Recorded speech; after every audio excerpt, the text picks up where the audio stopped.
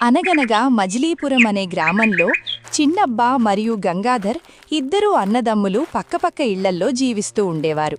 చెల్లి జ్యోతి చాలా అమాయకురాలు. అక్క లావణ్య జిత్తులు మారిది. ఎప్పుడూ జ్యోతి ఆమె మొగుడికి గొడవ పెట్టాలని చూస్తుంది. ఓ రోజు పొలం దగ్గర తమ్ముడు గంగాధర్ అన్నతో ఇలా అంటాడు.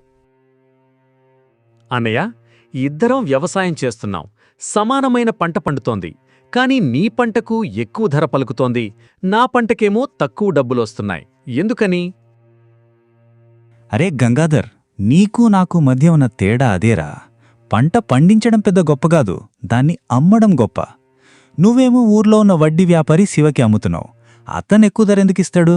అందుకే నేను పట్నంలో అమ్ముతున్నాను. ఏం చేయమంటావన్నయ్య?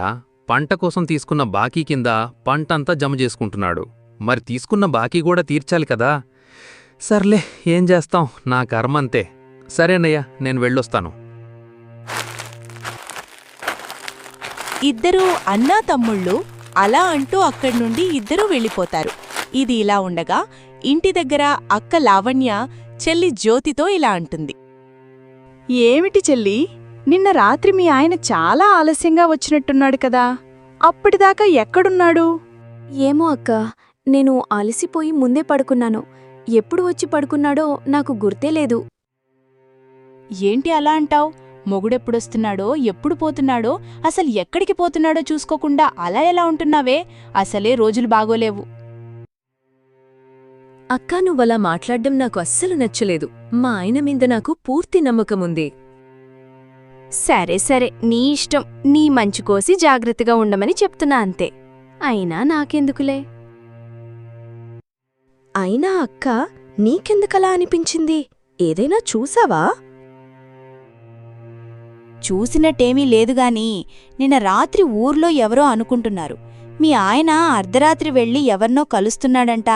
నాకెందుకో అనుమానంగా ఉందే. అందుకనే ముందు జాగ్రత్త కోసం చెప్తున్నా. ఆ తర్వాత నీ ఇష్టం. అయినా అవన్నీ నాకెందుకులే. ఎవర్నో కలుస్తున్నాడా? నువ్వు చెప్పేది నిజమా అక్క? సరే అక్క, నువ్వు చెప్పేది నిజమో కాదో గమనిస్తాను. అవునే చెల్లి, అందుకే చెప్తున్నా. తిని ముద్దులా పడుకోకుండా ఓ కంట కనిపెట్టు. రాత్రిపూట బయటకు పోనీ మాకు. అర్థమైందా? ఏదైనా అనుమానం ఉంటే ముందే తెలుసుకోవాలి. అలా చెల్లి మనసులో అనుమానం పెంచి తృప్తిపడుతుంది. తర్వాత అక్కడ్నుంచి వెళ్ళిపోతుంది. లక్ష్మీ అక్క చెప్పింది నిజమేనా, లేక నేను అనవసరంగా అనుమానపడుతున్నానా? లేదు, ఈరోజు ఎలాగైనా గమనించి అసలు నిజమేమిటో తెలుసుకోవాలి. అదలా ఉండగా ఆ రోజు సూర్యాస్తమయానికి పొలం నుండి ఇంటికొస్తాడు గంగాధర్. భార్యతో ఇలా అంటాడు. జ్యోతి, ఈరోజు పొలంలో పనిచేసి గేదలకి గడ్డి కోసేసరికి బాగా అలసిపోయాను. ఆకలవుతుంది. అన్నం పెట్టు, తిని త్వరగా పడుకోవాలి. సరేనండి, భోజనం సిద్ధంగానే ఉంది. వెళ్ళి కాళ్ళు చేతులు శుభ్రంగా కడుక్కొన్రండి, వడ్డించేస్తాను. అలా సీత అన్నం పెడుతూ ఉంటుంది. అన్నం తిని ఇద్దరు పడుకుంటారు. కొంత సమయానికి రాము మెల్లగా లేస్తాడు. తలుపు నెమ్మదిగా తెరచి బయటకు వస్తాడు.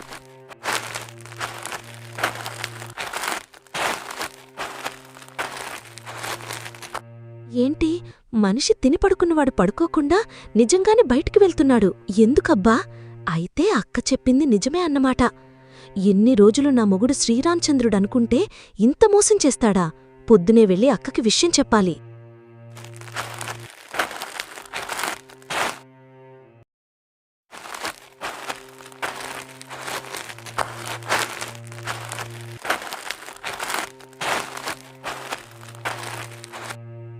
ఏంటి గంగాధర్, ఎంత ఆలస్యం చేశావు? నీకోసం ఎంతసేపు నుంచి ఎదురుచూస్తున్నాను. నువ్వు ఇంత ఆలస్యం చేస్తే ఎలా చెప్పు? మన లక్ష్యాన్ని మనం చేరుకోగలమా? ఏమీ చెప్పమంటారు? నా భార్య నిద్రపోవడానికి చాలా ఆలస్యమైంది. ఆమె నిద్రపోయిన తర్వాత చెప్పుడు చేయకుండా మెల్లగా తలుపు తెరుచుకొని వచ్చేవరకు ఈ సమయం పట్టింది. సరే అయితే, పదండి వెళ్తాం.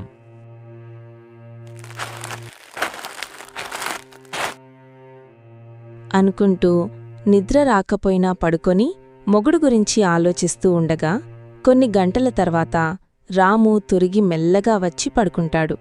ఇదంతా నిశ్శబ్దంగా గమనిస్తున్న సీత ఇలా అనుకుంటుంది. ఇప్పుడేం చెయ్యాలి? అడిగితే కోప్పడతాడేమో. రేపక్కతో చెప్పి ఏం చెయ్యాలో అడిగి అప్పుడు చెప్తాను ఈయన సంగతి అననుకుంటూ ఎప్పుడు తెల్లవారుతుందా అని ఎదురుచూస్తున్న జ్యోతికి ఎప్పుడు నిద్రపట్టిందో తెలియకుండానే నిద్రపోతుంది. కళ్ళు తెరిచి చూసేసరికి చాలా పొద్దెక్కుతుంది. పక్కన చూస్తే దామోదరం కనిపించడు. అప్పుడిలా అంటుంది. ఏం మనిషో ఏమిటో, రాత్రైతే ఇంట్లో ఉండడు, పొద్దున్నే పొలం పనిమీద వెళ్తాడు. ఇప్పుడే వెళ్ళి అక్కకు రాత్రి జరిగిన సంగతి చెప్పాలి.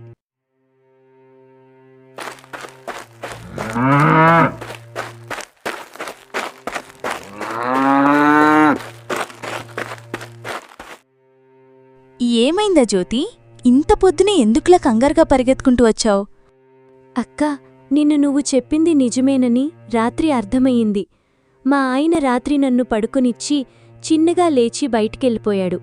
ఎవరి దగ్గరికి వెళ్తున్నాడో తెలియలేదు. అడుగుదామని అనుకున్నాను, కాని నిజమేమిటో తెలియకుండా అడగటం బాగుండదేమోనని ఆగాను. ఒసే ముద్దు మొహందానా, ఎవరి దగ్గరికి వెళ్తున్నాడో గట్టిగా అడగకపోయావా? నువ్వు ఆట్ట అమాయకురాల్లా ఉన్నావే. ఒకవేళ అడిగినా నిజం చెప్తాడనుకుంటున్నావా ఏంటి? మరిప్పుడు నన్ను ఏం చేయమంటావక్కా? ఓ పని చెయ్యి, అస్సలు బయటికి వెళ్ళనివ్వకు. అయినా ఎలాగోలా వెళ్ళాలని ఏదో ఒక అబద్ధం చెప్తాడు. అస్సలు వినకు, అర్థమైందా? అలాగే అక్కా, నువ్వు చెప్పినట్టే చేస్తాను. ఈ రోజు నుండి మా ఆయనకు ఈ జ్యోతి అంటే ఏంటో చూపిస్తాను. అలా అంటూ మొగుడి మీద కోపంతో అక్కడి నుండి ఇంటికి వెళుతుంది జ్యోతి. జ్యోతి వెళ్ళాక లావణ్య ఇలా అనుకుంటుంది.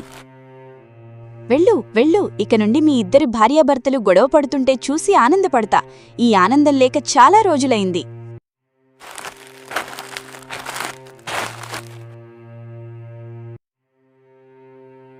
ఆ మరుసటి రోజు సాయంత్రం దామోదరం ఇంటికి వచ్చి లక్ష్మితో ఇలా అంటాడు. లక్ష్మి, త్వరగా అన్నం పెట్టు, చాలా ఆకలవుతోంది. ఈరోజు పొలంలో పనిచేసి బాగా అలిసిపోయాను. పెట్టు త్వరగా. నీకు ఆకలైతే కడుపు నింపేవాళ్లు నీకు బయట చాలామందున్నారుగా, అక్కడికే వెళ్ళి తిను, బాగా రుచిగా పెడతారు. చాలామందున్నారా? ఎవరున్నారు? అయినా ఊళ్ళో వాళ్ళు నాకెందుకు అన్నం పెడతారు? నీకేమైనా పిచ్చి పట్టిందా? లేకపోతే ఒంట్లో దయ్యమైనా దూరిందా? అసలు నువ్వు ఏం మాట్లాడుతున్నావో నాకేమీ అర్థం కావడం లేదు. అన్నం పెట్టమంటే ఏదేదో పిచ్చి పిచ్చిగా మాట్లాడుతున్నావేంటి? ఏమైంది నీకు? ఇంతకీ లేచి అన్నం పెడతావా లేదా? పెడతాను, ఎందుకు పెట్టను? పెట్టక చేస్తానా? ఏ జన్మలో చేసిన పాపమో ఏమో నాకు ఈ కర్మ పట్టింది. దెయ్యం పట్టింది నాకు కాదు, నీకు. లేకపోతే దెయ్యాలు తిరిగే సమయానికి బయటెందుకు తిరుగుతావ్? ఆ మాట విన్న దామోదరం ఒక్కసారిగా ఉలిక్కిపడి ఇలా అనుకుంటాడు. అమ్మా, కనిపెట్టేసింది. జ్యోతి నిద్రపోయాకే కదా వెళ్తున్నాను. ఎలా తెలిసుంటుందబ్బా? అయినా సరే, ఇప్పుడు అనుమానం రాకుండా దబాయించి మాట్లాడాలి, లేకపోతే దొరికిపోతాను. ఏంటి, నీళ్లు నువ్వే నుములుకుంటున్నావు? దొరికిపోయావనా? ఏ అబద్ధం ఆడి తప్పించుకోవాలా అని ఆలోచిస్తున్నావు కదా? ఈరోజు నీకు నిజంగానే దెయ్యం పట్టినట్టుంది. అసలు నేను ఎప్పుడు పోతున్నాను బయటికి? అంతా నీ భ్రమ కాకపోతే. పొద్దు పోయేదాకా పొలంలో అలసిపోయి ఇంటికొచ్చి పడుకుంటే మెలుకు ఎలా వస్తుంది నాకు చెప్పు? ఇదంతా నీ భ్రమ. ఇదో కొత్త నాటకమా? నేను భ్రమపడుతున్నానా? నన్ను నువ్వు మోసం చేయలేవు. నాకు నువ్వు బయట చేసే ఎదవ రాసలీలలన్నీ తెలుసు. నాటకం కాదు జ్యోతి. ప్రతిరోజూ నువ్వు నిద్రలో ఏదో కలవరిస్తున్నావు. తెలుసా జ్యోతి? నువ్వు నిద్రపోయాక ఎక్కడికి వెళ్తున్నావు? నేను కూడా వస్తాను అంటూ కలవరిస్తున్నావు. నువ్వు చెప్పేది నిజమా? అంటే మీరు బయటికి వెళ్ళడం, లేటుగా ఇంటికి రావడం ఇదంతా నిజం కాదా? అదంతా కల. అయ్యో, ఎంత పాపిష్టిరాలను నేను! అనవసరంగా శ్రీరాముడు లాంటి నిన్ను అనుమానించాను. నన్ను క్షమించు.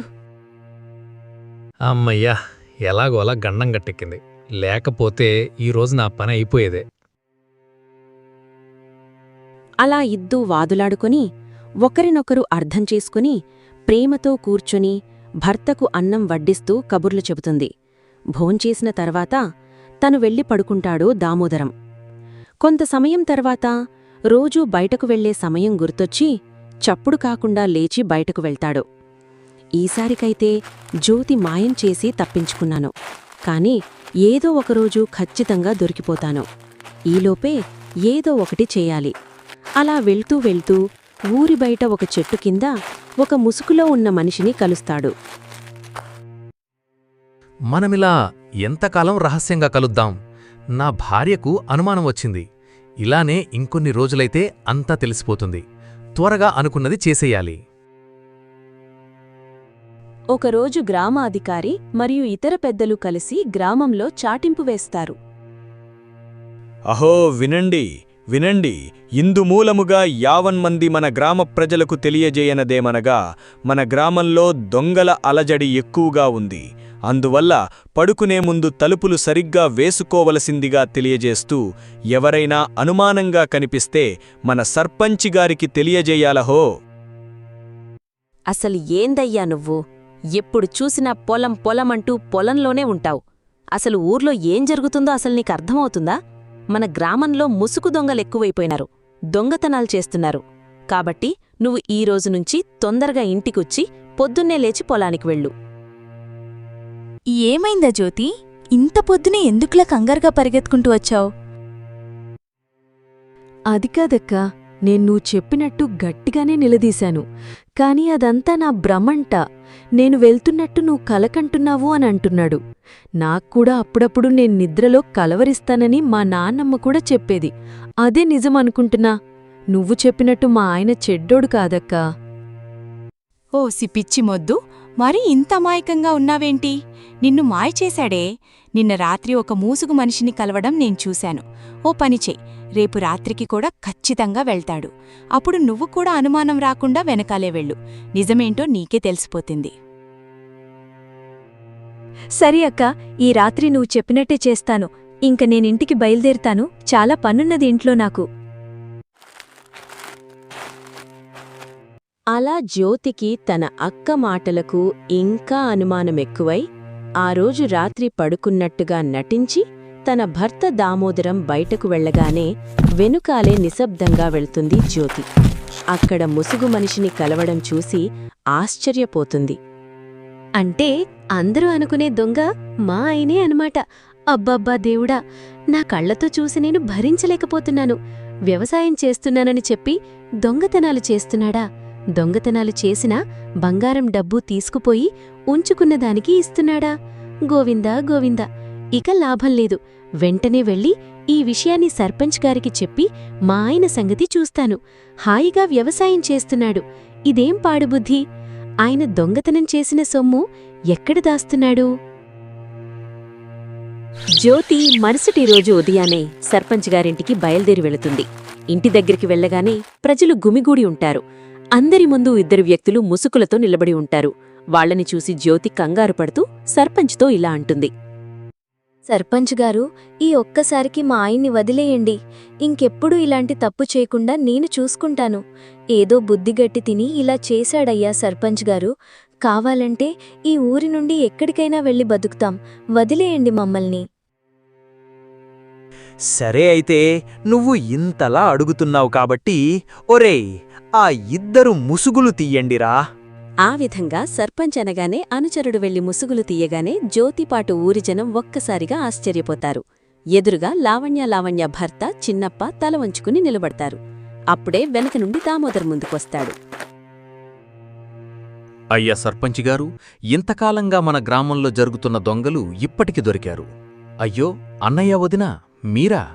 ఇంతకాలం పండిన పంటకి ఎక్కడలేని ధర పట్టణంలో ఎలా ఇస్తున్నారా అని అనుకునేవాణ్ణి. కానీ నువ్వు సంపాదించింది ఇలా దొంగతనం చేశా. ఇది కూడా ఒక బతుకేనా? అక్కా, ఇంతకాలం నువ్వు మంచిదానివనుకున్నాను. కాని నా మొగుడు మీదనే నాకు అనుమానం కలిగించి గొడవలు పెట్టాలని చూడటమే కాకుండా ఇలాంటి నీచమైన పనులు చేస్తావా? అసలు నువ్వు వాడదానివేనా? ఏవండి, మీరే దొంగతనాలు చేస్తున్నారనుకుని మిమ్మల్నే అనుమానించాను. నన్ను క్షమించండి. అందుకేనేమో నీ మొగుణ్ణి బయటకు పోనీకని చెప్పేది. అక్కా, ఇదంతా నా మట్టగుర్రకు అర్థం కాలేదు.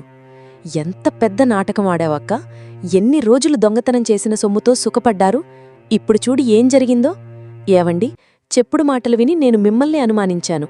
నన్ను క్షమించండి. నీ భర్త దొంగతనాలు చేస్తున్న గుంపును పట్టుకోవడానికి మన ఊరి పెద్దలతో కలిసి ఈ పని చేస్తున్నాడమ్మా జ్యోతి. మాకు మొదటి నుండి మీ అక్కా బావ వీళ్ళిద్దరి మీద అనుమానంగా ఉంది. అసలే నువ్వు చాలా అమాయకురాలవి, జాలి దయా స్వభావం గలదానివి. నీ బావ దొంగతనం గురించి నీకు ముందుగానే చెబితే, నువ్వు మీ అక్కతో చెబితే జాగ్రత్త పడుతుందని మేమే చెప్పొద్దని చెప్పాం. ఇప్పుడు ఈ ఇద్దరి దొంగలను పోలీసోలికి అప్పచెప్పుతాం.